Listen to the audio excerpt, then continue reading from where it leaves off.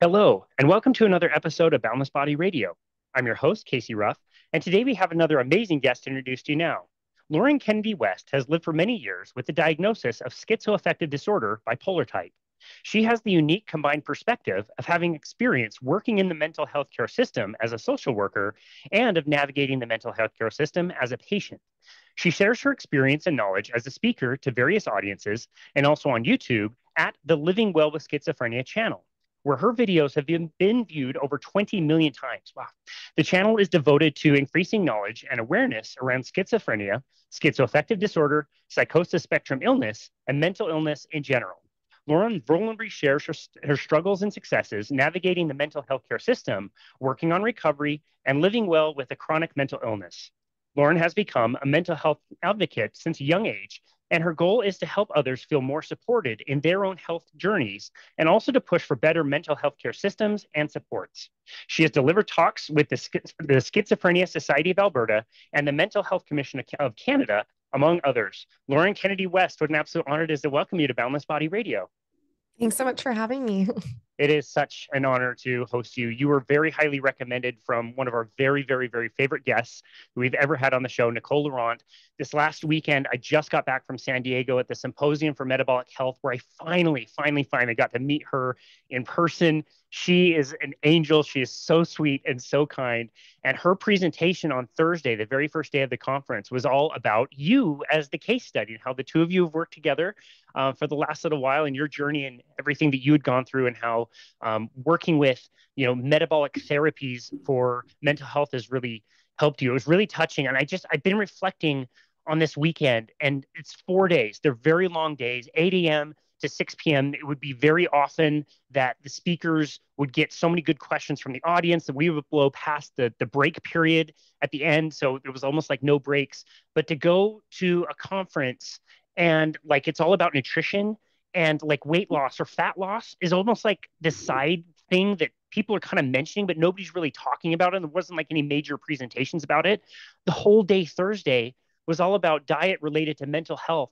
It's so cool that we're finding this, and now studies are being done, and there's the Bazuki group, and all this stuff is finally bringing light to this issue. It's really quite amazing to reflect on. Yeah, I mean, it's been very exciting to be a part of this. And I'm so happy you got to meet Nicole. She's been so instrumental in terms of my journey navigating metabolic therapies for mental health. And yeah, it's been really incredible. Yeah, I can tell. We mentioned that you share very vulnerably on your channel, which you do. As I've been watching a lot of your content, it'll often like autoplay on YouTube where it'll play one video and then play another. So, even just about 30 minutes ago, I'm watching you in a recent video. I watched you interview Guido Frank, who was at our conference as well. I got to meet him for the first time.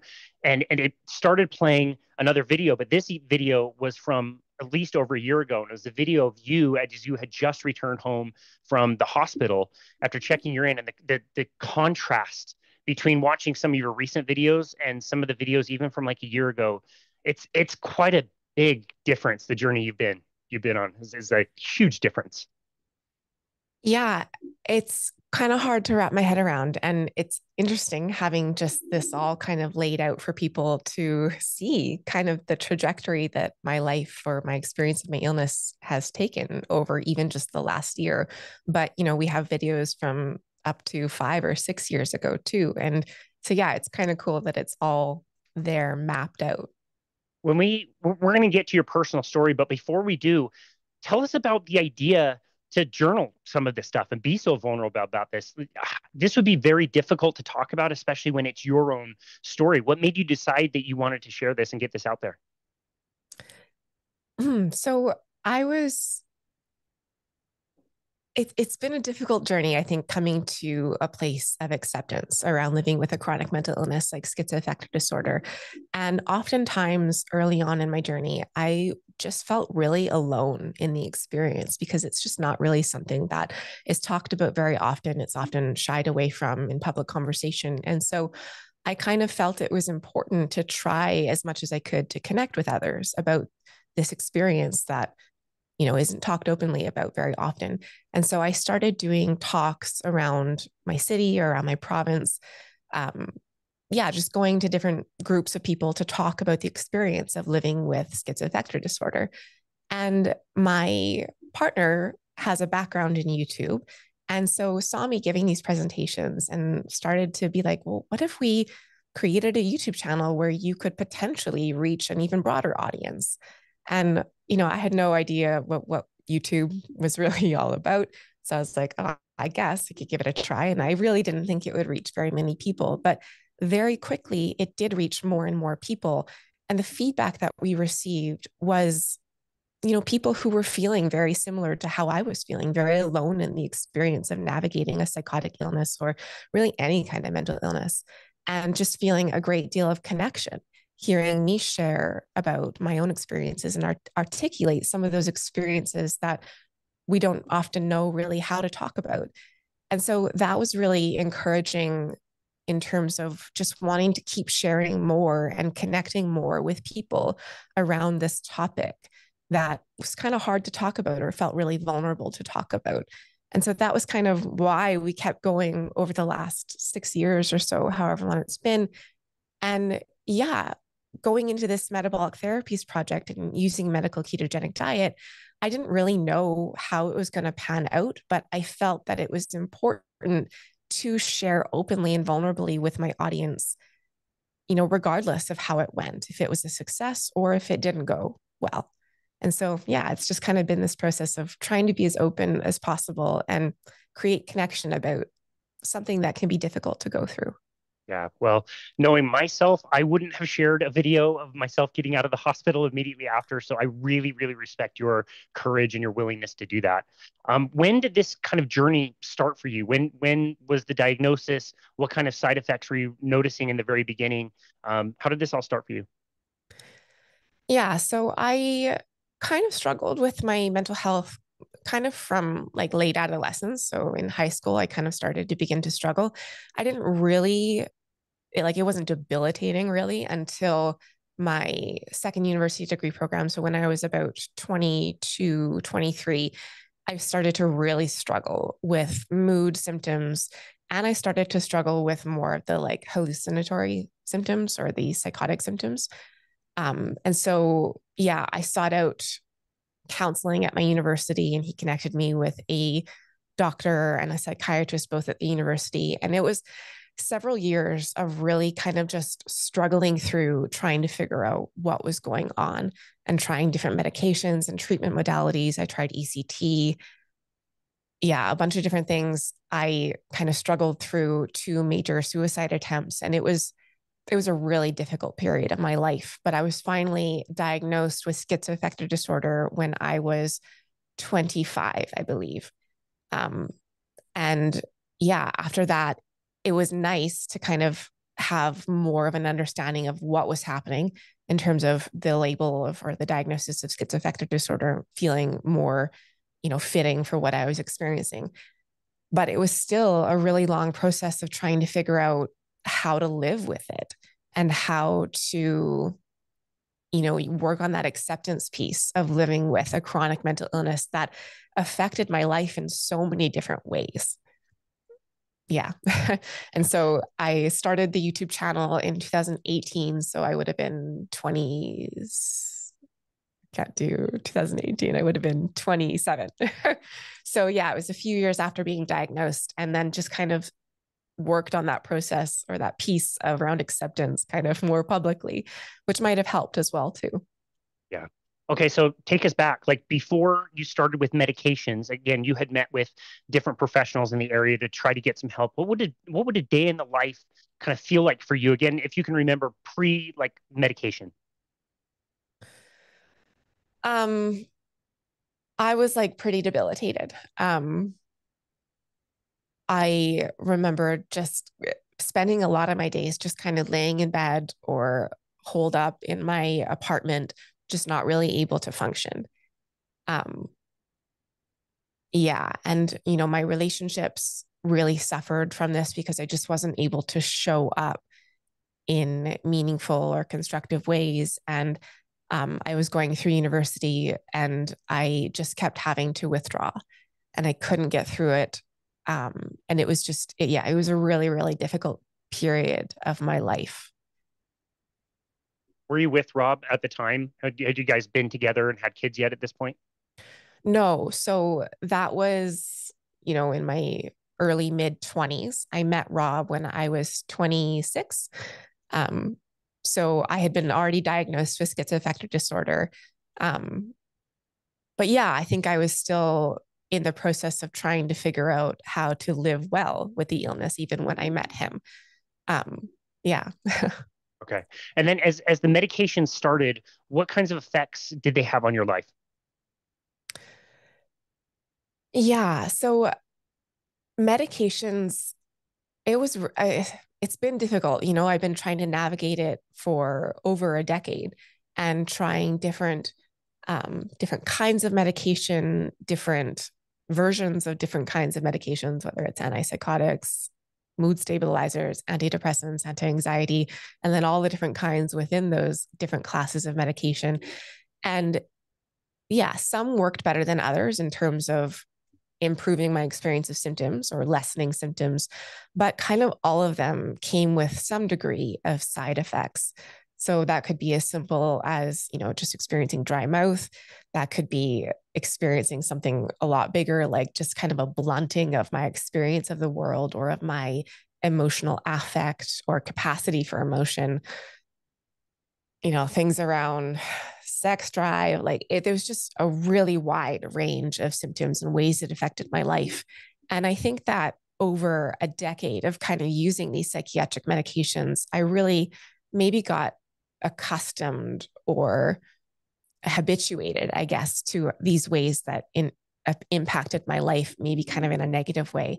And so, yeah, not to jump into this sector of my life, but having worked on tapering over the last 8 months, I've really realized how much they impacted my experience of my life. Yeah, interesting. And tell me if I'm not remembering this correctly, but I believe I want to say when you interviewed Guido Frank, I believe you said you also had a bit of a struggle with an eating disorder. Is that true? Yeah. So I started struggling. Well, I guess maybe in my teenage years was when it kind of started, but I really, really started struggling and actually was diagnosed with anorexia and bulimia kind of in those years that I was mentioning where I first started to experience symptoms around 23 or so. I think it almost formulated as a means of coping with the stress of the symptoms that I was experiencing and not really understanding what was going on. And it was something that I kind of leaned into, yeah, in kind of a effort to cope with what Got I it. was experiencing. Okay. I only ask because I've heard oftentimes with medications, um, one of the side effects is weight gain. Is that something that you Yeah, personally experienced? it is. Yeah, not early on because I was kind of grappling with eating, disordered eating as well. And so I didn't really gain too much weight in the beginning, but um, I went on a depot injection, like the injection form of antipsychotics, and I gained like 50, 60 pounds at one Oh my point. goodness. Yeah, so that was really difficult to navigate, and probably also triggered more intense struggle with my eating disorder as well. So, yeah, it's not easy being on these kinds of medication. Yeah, that would be very difficult to already be dealing with, an eating disorder and then gain 50, 60 pounds. That's quite a bit. That would be very, very difficult. I don't want to spend too much time wallowing around in the kind of low points, but if you don't mind, can you describe at least the last time that you went in the hospital, what you believe triggered it, what that was like to get into the hospital, what it's like inside a hospital? Do you mind sharing at least some details about that? Sure, yeah. So my last experience was a little bit different than all of the hospitalizations prior to that. So prior to that, what often happened, I guess I was hospitalized the first two times for suicide attempts and then like manic episodes, but oftentimes I would stop taking my medication. Um, this was oftentimes because I would get paranoid about the medication being not good for me, poisonous in some way, or mind control, or, those kind of paranoid spirals that I would get into. And every time I went off my medication, I would very quickly fall into pretty deep psychosis and then inevitably have to be hospitalized. But the last time I was hospitalized, actually, I did not go off my medication, but I did still experience a psychotic episode. And I think what happened that time was that I was training for a marathon. And so I was running more than usual. And I think what happened was my body started to metabolize the medications that I was on differently or more, or however that changed. And so, yeah, I had to increase my antipsychotic medication in that hospitalization. But yeah, I have a video on our channel where I kind of vlogged a day of that hospitalization and kind of tried to demystify, I guess, what it's like to be in a psychiatric hospital. It's really not a place where you get much in the way of treatment or really help with your psychiatric illness. It's really more a place to kind of stabilize on meds and make sure you're safe before you can go back into the community to kind of actually work on the issue. And that's kind of been my experience across the board, where the hospital really has been more a place just to kind of stay safe and stabilize. Got it. You describe in the hospital this room that's like an isolating room, and I know most people don't get not like kept there forever, but you mentioned how important connection was in the beginning of this interview, and like to put somebody in complete isolation, that must be, I don't know, that must be terrifying. Yeah. Yeah. It's not great. I've been to several different hospitals and they all seem to have this kind of room that's like very sterile and like concrete bricks and not much in the way of a bed. It's like a metal gurney. And for some reason, well, I guess I understand the reason. They're trying to keep you and everyone else safe if you're experiencing a psychotic episode and you maybe, yeah, are not super in control of how you're behaving. But yeah, it's always been a really, really negative and almost traumatic experience to be just kind of kept in one of those cells, for lack of a better word, units or rooms, with little, yeah, contact or help or support. And so I think we have a lot of improvements that could be made in terms of how we help people experiencing psychiatric distress in a hospital setting. But yeah, again, it's really just there to keep you safe while you stabilize. I appreciate that. As you're going through an episode, this last one again over a year ago, you described before you went into the hospital that you were like locking yourself in the car, and Rob was trying to help get you out, but you had the keys, and so they had to call the police. Like, are you when you are going through this, do you recall being aware of what is going on with like Rob really caring about you and trying to do the best for you, or do you somewhat kind of lose a sense of how you're reacting to the situation? It's hard to describe, but I think that psychosis for me, my experience of it is really just you're kind of living in the same world that you always live in, but kind of every element of the reality that you're experiencing. So I guess not really reality is different or is shifted or altered in some way. And oftentimes it's very laced with, paranoia or, delusional thinking about people or things around you. And so, yeah, even though I know that Rob was coming at that experience or trying to navigate that from a loving and supportive place, the narrative within my head and how I was experiencing it was that he was against me, or, that kind of paranoid thinking or delusional thinking that people are out to get you or are conspiring against you in some way has always been very prominent in my experience of psychosis. Got it. Yeah, we always talk about what it's like to go through. It's also so difficult to be supportive in that type of environment. So appreciate that perspective from both sides. This story gets a lot better, and there's a lot of good news. When was the first time you heard about metabolic therapies for things like mental illness? Yeah. So the first time I was hospitalized while with Rob was in 2019. And that was one of the times where I got paranoid about my medication and stopped taking it and ended up very quickly psychotic and in the hospital. And so that was kind of the first like really big experience that I went through with Rob. And so following that, Rob actually tried to do a bunch of research into potential other ways to treat or manage schizoaffective disorder that may help with what I was doing in terms of medication therapy and whatnot. And he took out a book from the library, just kind of trying to learn more about potential alternative treatments for schizophrenia and about gut health and mental illness and all that kind of stuff. I think it was called Gut and Psychology Syndrome by Natasha Campbell McBride. And in that, he read about the ketogenic diet as a potential treatment for mental illness, particularly schizophrenia. And so we actually decided to give it a go and try using medical keto. Well, we didn't really know what medical keto was. So using the ketogenic diet and the limited information we knew about it back at the beginning of 2020. Oh, wow. But we did a really, really bad job of it because, again, we did not know what medical keto was. And a lot of the information out there about keto is, very much the kind of fad weight loss diet information. And so it was difficult to know how to use it as an effective medical intervention. And so we didn't do it well.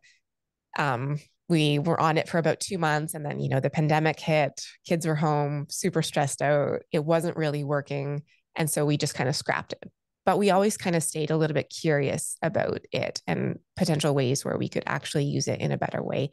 And we ended up having Dr. Christopher Palmer onto our channel for an interview in, I think it was February of 2023, just to kind of learn more about metabolic dysfunction and how it relates to mental illness and if they're the same thing, and using the medical ketogenic intervention for mental illness. And so, yeah, that was something that was really on our mind and we were curious about. And then again, I ended up hospitalized in June 2023. And yeah, it kind of was more encouragement to figure out a potentially better way to treat or manage this. And so in December of 2023, we decided to give it a really good go. And yeah, we connected with people like Metabolic Mind, who helped connect us with Nicole Laurent, who has been just so instrumental in terms of doing it in a proper, medical intervention way. Got my psychiatrist and my GP on board. And yeah, we dove into just learning as much as we could about how to use it properly as a medical intervention. Okay. I would definitely recommend Dr. Chris Palmer if you have questions about mental health and diet. That is a very good source of information. He's amazing. We're so honored to have hosted him as well. His book, Brain Energy, is incredible. And I love hearing him talk, and like the passion in his voice is, it's so strong. I love it. I'm curious, the first time you quasi kind of tried keto, I love the way Nicole describes it. Like keto for mental health should be kind of medical kind of keto. It's very different. She kind of describes it like this is like we're not goofing around keto. This isn't like the magazine that you see at the grocery store and just melting a stick of butter in your coffee kind of keto. Like this is really serious and there's a right way to do this. But I'm so curious, doing it somewhat the first time, did you notice any benefit that time? I maybe did notice like a bit of increased mental clarity, and just stuff like no bloating or anything, which was nice. But yeah, again, we just weren't doing it well. And we also weren't understanding it as a part of, metabolic therapies in general. So the only thing we were doing really was what we thought was, keto. But again, we were not looking at electrolytes. So we struggled with keto flu for a very long time and kind of never really got out of that. No supplementation. We were still doing things like drinking alcohol and just counting that into our daily carb intake, which is big no. And yeah, I think we did not have an understanding of how to properly stick to it as a medical intervention. So we didn't really get much of the benefits that we're seeing this time around. Got it. Okay. So December 2023 version of the diet, what things were different? What things were the main focuses, and how did you respond? And did Rob do the same thing with you? How did it go the second time? Yeah. So we are both doing it. Rob has been doing it the whole 8 months or however long it's been since December 23 with me. We really tried to learn as much as possible. So, read Brain Energy, consumed a bunch of other literature by, throughout this process, we've read books by Dr. Georgia Ede. Her book, Change Your Diet, Change Your Mind, is wonderful. Working through things like Casey Means, Good Energy, just trying to consume as much information as possible to educate ourselves about this as, an actual metabolic intervention. connected with Nicole Laurent, and she really helped to guide us in terms of creating specific macros for us in terms of how much fat we needed to hit every day, protein, carbohydrates. And she really kind of guided us in terms of how to effectively work on hitting those macros. So we started weighing all of our food and tracking it in an app called Chronometer, which really helped to kind of get an idea of, what we were fueling our body with and trying to really focus on hitting the proper elements. Learn more about stuff like, staying away from seed oils and stuff that maybe we had made mistakes about in the past, or staying away from products that are, labeled keto, but are not really, still full of gluten or other things that are not going to be conducive for actually improving mental health as, a part of metabolic repair. And then we also really focused on other components of metabolic therapies as well. So really tried to get regimented and routined about exercise, sleep, abstaining from drugs and alcohol, social connection, and just kind of working on all of those things as a part of metabolic therapy. Okay. Transitioning to the diet, eating these new foods, avoiding all of those things, how challenging was it for you? Did you find it to be really easy? Was the food tasty, or was it quite difficult to transition off of the stuff you were eating before? Yeah. So, I mean, you think that you're going to miss all the things that you enjoy, right? But you very quickly, I think anyway, what happened was my body just started to not crave those things anymore, the sweets, the breads, the carbs that I thought that I was going to miss. And it really just was craving the heavy fat sources because that was what was working so well to fuel my body and brain and was feeling better. And so, I don't really, or didn't really even in the beginning, miss much of the stuff that I was needing to cut out. And I think that a lot of people get really hung up on this medical intervention as being really restrictive. But the way that it's been helpful for me to kind of reframe that is it's more, of a selective diet where I am being really intentional about choosing what foods I'm going to fuel my body with so that my body and my brain function as best as they possibly can. Yeah, okay.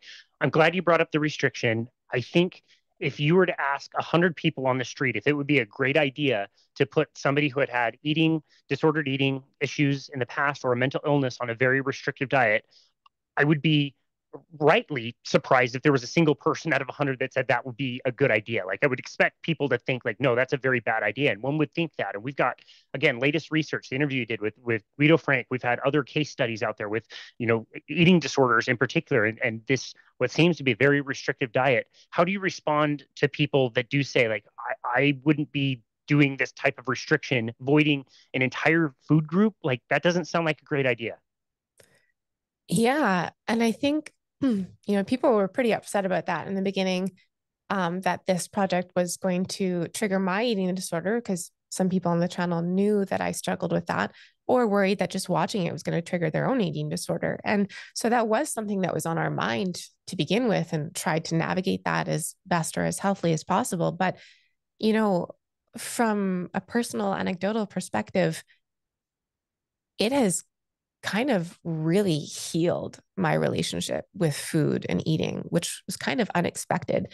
You would think that if you're engaging in behaviors or activities like weighing your food and tracking your food and being really like on top of what you're putting into your body, that seems like that is almost going into disordered eating territory and that would trigger struggles that you may have experienced before around that. But I think it actually really healed that element in terms of me understanding eating and food as choosing foods or nutrition that is going to improve the functioning of my body and looking at it more as fuel that is going to help my brain and my body thrive, as opposed to this thing that I need to restrict or control or whatever to lose weight or to, deal with symptoms or to have this semblance of control.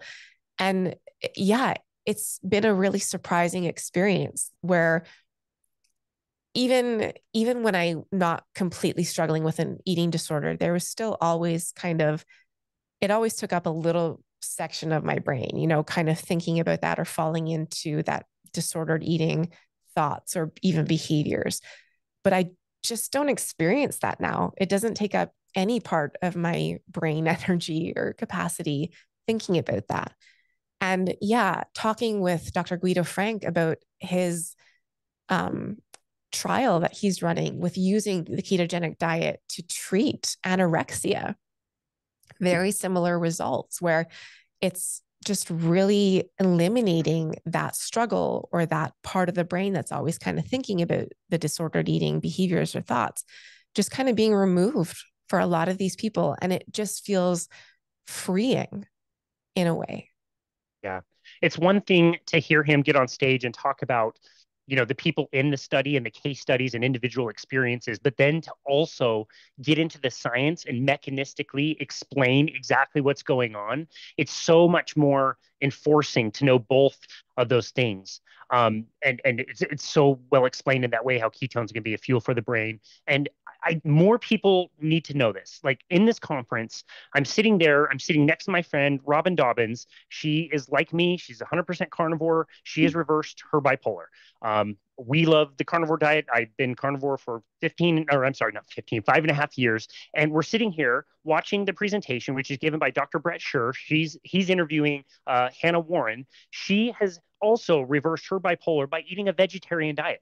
Like there's so many different ways that people can do this. And I want people to know, like the way that Georgia writes about it in her book, there's so many different things you could choose. You can do this on a vegetarian diet. This should be open to anybody who wants to be an omnivore. Some people might do better on a carnivore diet, but more people need to know that there is a variety of ways that you can do this. There's just things you need to look out for. So with you in particular, I love the video where you showed kind of like what you do in a day. But can you share with the listener, like what does a practical day of eating look like for you now? Sure. So, what does a practical day of eating look like? Um, so yeah, we have a lot of staple dishes that we just kind of cycle through. Rob is getting a little bit bored of them and frustrated that I just keep making the same thing, but I don't know, it works for me. So yeah, we've just come up with different dishes, whether it's beef or chicken or sometimes fish mixed with some kind of fat, whether it's avocado oil. We've been exploring ghee more, or yeah, some kind of fat involved, butter.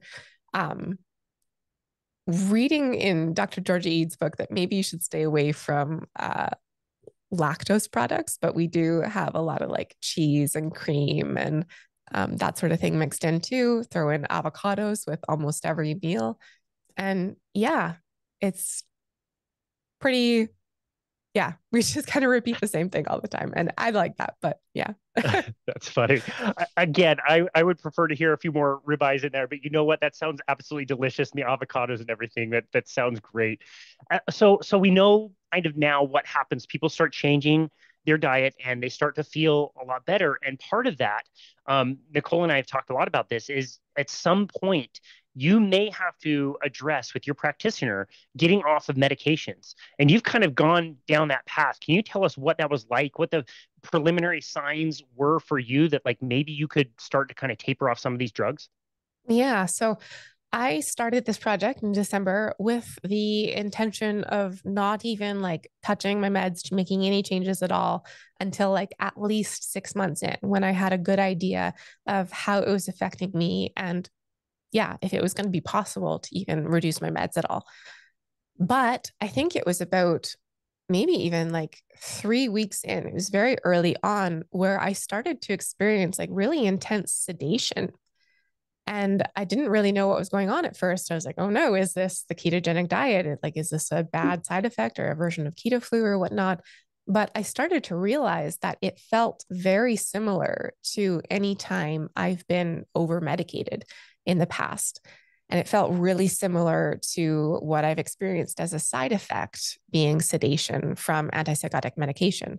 And so I talked to Nicole about it, and she put forward the idea or the concept of potentiation, which is where, my understanding, I'm not sure if I'm going to explain this right, but where I was using the ketogenic diet as a metabolic therapy and my system or whatever began to repair.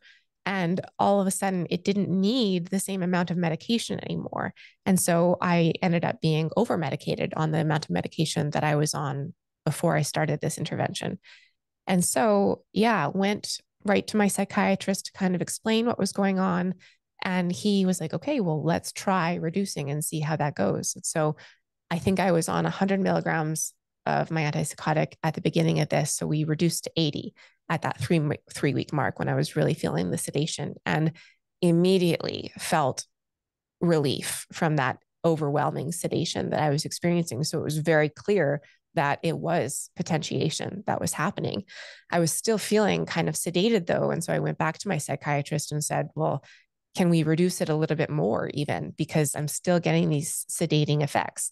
And so we actually went down to 60 milligrams too. And on that, I felt really good again and was feeling, back to being stable.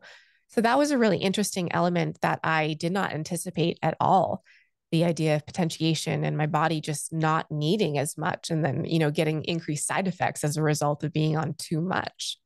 But after that, I kind of got more curious about, okay, well, clearly it's possible to go down off my medications, and the keto diet is doing something to support my brain and my body better. And so with my psychiatrist and with Nicole kind of overseeing it, we kind of created this plan, I guess, that was typically in like 8-month increments of gradually reducing more and more. And so I'm currently on 10 milligrams of my antipsychotic, where I started at 100. And even a year ago, when I was hospitalized, I was on 140 milligrams of this antipsychotic and 2 doses of another antipsychotic per day.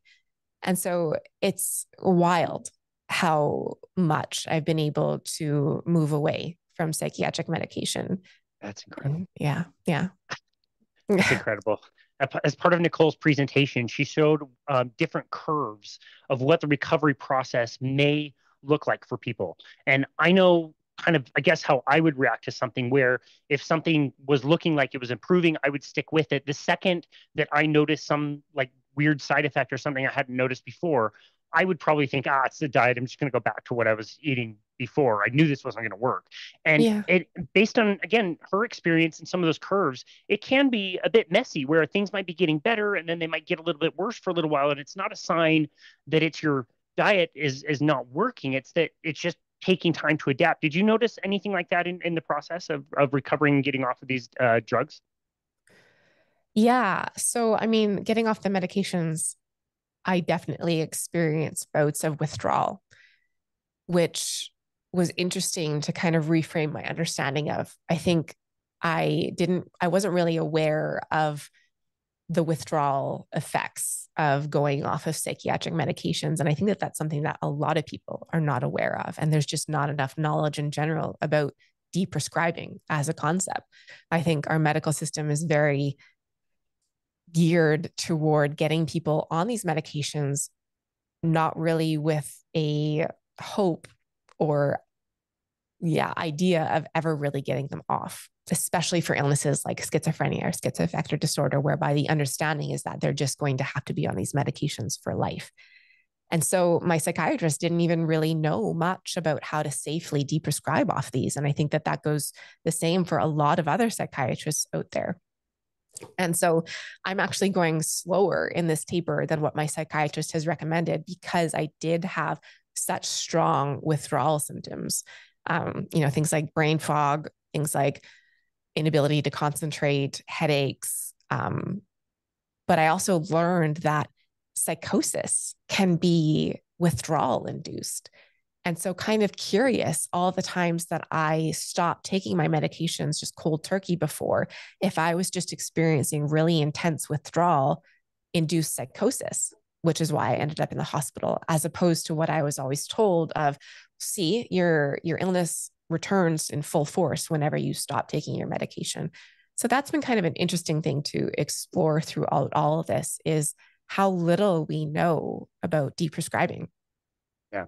Yeah. In a more recent video, you've described this process as like the world opening up to you. And I thought that was so beautifully said. And what an amazing experience that must be to like be inside your body, to be inside your brain and experience that healing, and feeling like you can get off of these medications with all these side effects. Um, Describe kind of what that's like for you. And in the same video, you also describe like again what we've been talking about as far as like the medical system and what you'd want somebody to know about the standard of care treatment that they're most likely to get if they go to a standard hospital. Yeah. So I think I'm still working through processing the changes because, I talked in the beginning about how important it was, or I thought it was, to come to a place of acceptance around what it means to live with a chronic illness like schizoaffective disorder. And yeah, I think there was almost a bit of resignation involved that my life was never really going to look the way I had hoped because of the struggles that came with navigating an illness like schizoaffective disorder. And so to have gone through these last 8 months where I am feeling better than I really ever remember feeling, I am not experiencing symptoms of my illness.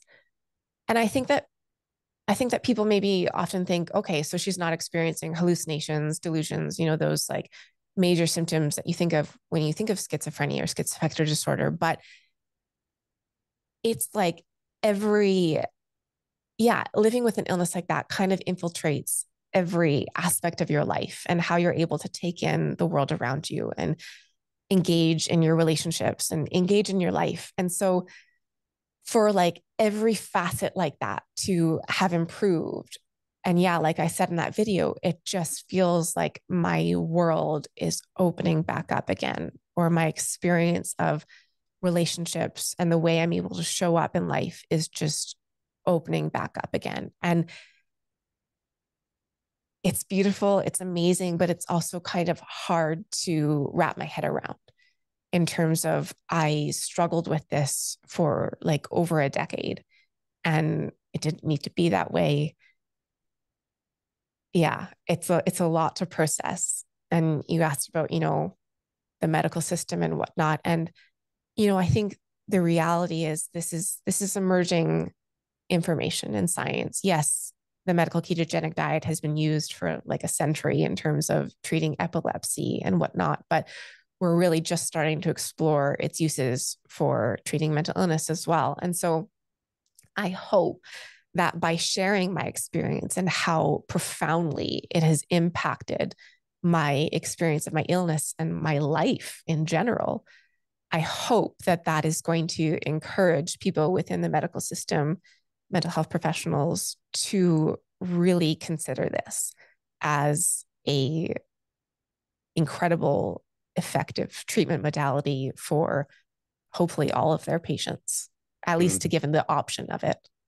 Lovely. Yeah. I love that. I need to remember that when I just want to have the reaction of anger towards the medical system, to remember that this is emerging. We should have known this a long time ago, and in a lot of fields we did, and that knowledge was lost with different pharmaceuticals being developed and everything. But I mean, how do you feel? How do you feel about this this one family who is very successful professionally, and their son is bipolar, and after doing all kinds of different treatments without any success, they found metabolic therapies, and now through philanthropy, this family, the Bazuki family, has created the Bazuki Group, and they're funding some of these trials and studies and giving grants out. How does that make you feel to know that there's people out there willing to donate millions and millions of dollars towards something that we've all been wanting the money for, to do this research from the beginning? I mean, it's incredible. Obviously, it's really propelling forward the science and even just propelling forward hearing people's stories. They're doing an amazing job of sharing other people's stories. And yeah, I think that was a big criticism that came our way a lot. Well, there's no research, there's no scientific evidence that supports this or anything like that. And so they're really doing a lot of that legwork in terms of making sure that science can happen. And it's really incredible. It's been I feel like even just in the last 8 months that I've been involved in this sphere of metabolic health and this community, it's just advanced leaps and bounds in terms of the research that is coming forward or the clinical trials that are wrapping up and publishing their findings and whatnot. That is just really incredible in terms of continuing to move this forward as a movement to change fundamentally how we approach illnesses like mental illness. It's so amazing. And yeah, knowing all that, this is still something that should be taught, that people can understand that yes, we're getting more evidence, more trials are being done, but there is a pile of case studies piling up, and people like yourself that are out there sharing the message. And people can do this. This is safe and effective for a lot of different things. So hoping that people know that as well. What's kind of in the future for you? What you mentioned a plan that you can kind of put together as far as continuing to taper off. Do you think you'll be able to taper off completely? Is that part of your longer term or short term kind of plan that you guys have put together? Yeah. So the kind of date I have circled in my calendar is I think September 15th or 17th or something. So it's very soon. It's coming up where I'm planning to just, yeah, completely stop taking my medication, go off of the 10 milligrams that I'm on currently.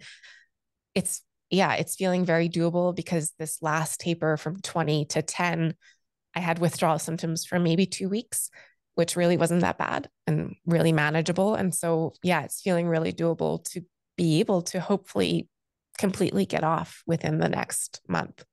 Wow, that's incredible. Wish Yeah. you all the best with that. We know also about how important movement is for mental health, and you've been through a lot of different journeys as far as movement.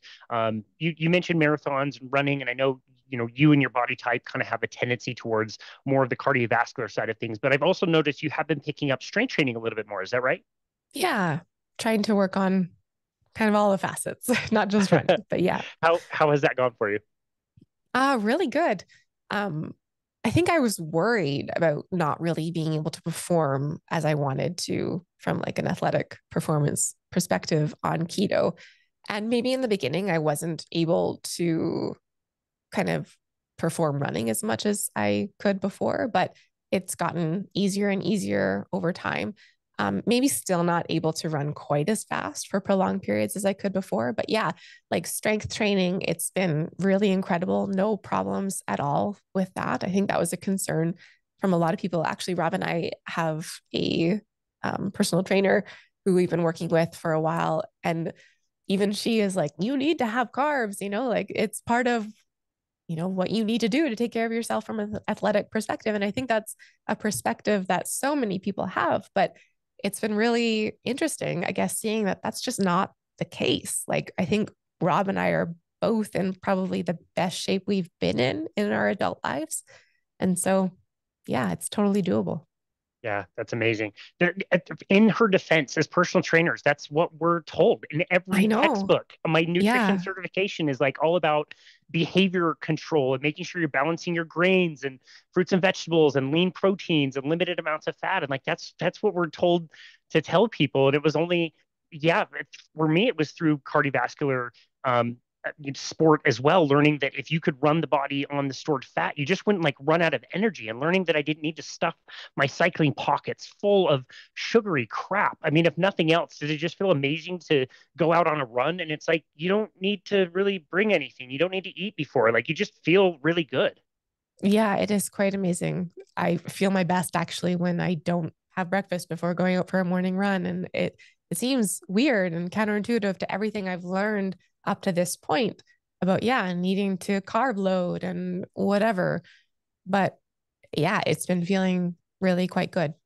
And it's also been interesting to kind of like dive in through this process to why? Why do we have these beliefs around carbs and even like the food pyramid and stuff, and diving into, how like food lobbyists have contributed to that more so than actual science, nutritional science evidence. And yeah, I think it's been interesting, a little frustrating maybe to dig into why we have these like really strong beliefs that we all seem to hold around nutrition. Yeah, totally. I hope all of our listeners have read this book thoroughly at this point, but if not, please go pick up The Big Fat Surprise by Nina Teicholz. Such a great book to explain all the why and the stunning series of events that happened that got us to where we are today, where we do believe that, grains are the best thing for people.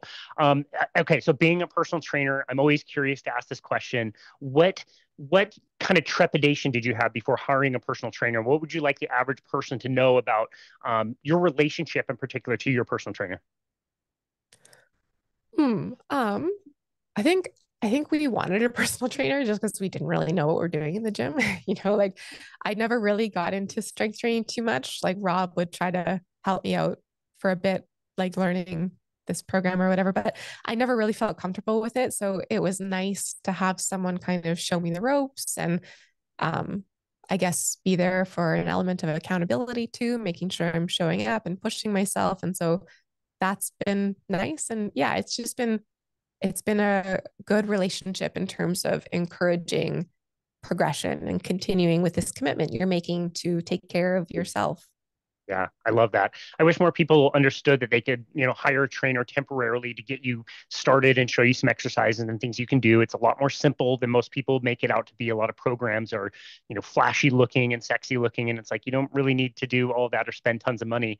But I'm always surprised too that like as I'm training somebody, yeah, we're doing the exercises and I'm counting to 12 poorly for them and telling them about the exercises that we're doing, but you start to develop this relationship with people and you really, I mean, I would consider many of my clients like just as close as family. It's really wonderful to kind of get to know people and chat with people, and you hear about their lives and everything, and it's quite an amazing way to like get to know people. Totally. And like that element of social connection is part of metabolic therapy. So if you can combine exercise and social engagement or connection, that's super cool too. Yeah, I love that. Just kind of concluding on some of those other modalities that you mentioned, all part of metabolic therapy. Which ones have stood out to you as being really effective? I'm assuming sleep and sleep quality has probably been a really important one. Are there any other steps that you've taken that you would attribute a lot of success to? Yeah, I think exercise is kind of huge. Even just like I've been wearing these like continuous ketone monitors throughout this process. So it's really been cool to see how my ketones respond to food, but also to exercise. And it's so clear that I exercise and then immediately following exercise, my ketone levels just spike. And so it's really helped, I think, in production of these ketones that are helping to heal my brain. And so that's been really, really effective in making sure I'm getting regular exercise has been good. Sleep has been, I know it's such an important one. It's probably the one I struggle with the most. I think maybe like having kids, nighttime is like my time. And so I don't want to go to bed, but I really do notice how impactful it is when I can regulate my sleep schedule, going to bed at the same time, getting up at the same time, making sure all of the like elements that are conducive to a good sleep are in practice. And yeah. Yeah, thanks a lot, Schitt's Creek, for being an amazing show on Netflix that I just want to keep watching, or the Olympics or whatever. At the very least, doing some like orange blue blocking glasses or something to allow me to watch my favorite shows at night as well. But that is a really tough one. So I totally understand that. How would you like to close out this conversation by offering kind of a message of hope for people out there who are listening to this?